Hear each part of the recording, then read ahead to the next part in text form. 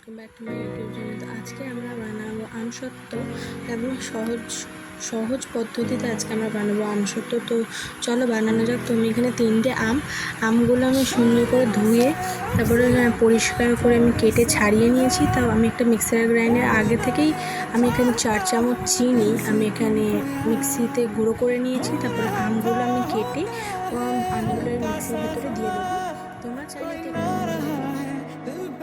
তো আমি এখানে মিক্সিতে এগুলো ভালো করে একদম স্মুথলি পেস্ট করে নেবো, একদম মিহি করে পেস্ট করে নেবো। তারপর আমি এখানে একটা স্টিলের থালায় আমি এখানে একটু তেল ভালো করে এতে মাখিয়ে নিয়েছি, যাতে আমার আমসত্ত্বগুলো তোলবার সময় যাতে লেগে না যায়।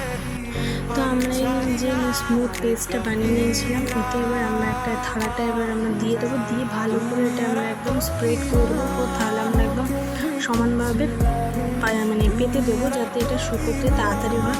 এটা রোদে তোমার 2 থেকে 3 দিন আমার লাগেনি, আমার 2 দিন শুকোতে লেগেছে। তো তারপরে কেটে সুন্দরভাবে আমি এখানে কেটে দেখো একদম রঙটাও সুন্দর হয়েছে। তারপর আমি এখানে ছোটো ছোটো করে পিস করে রোল করে নিয়েছি। তো আমাদের রেডি হয়ে গেছে আমসত্ত্ব। তো আমরা এই মিষ্টি আমসত্ত্বটা তোমরা যে কোনো সময় বাড়িতে বানিয়ে নিতে পারবে খুব সহজ পদ্ধতিতে, এবং তোমাদের তাড়াতাড়িও হয়ে যাবে, কোনো খাটাখাটনি নেই। তো ভিডিওটা ভালো লাগলে লাইক শেয়ার সাবস্ক্রাইব করে দিও।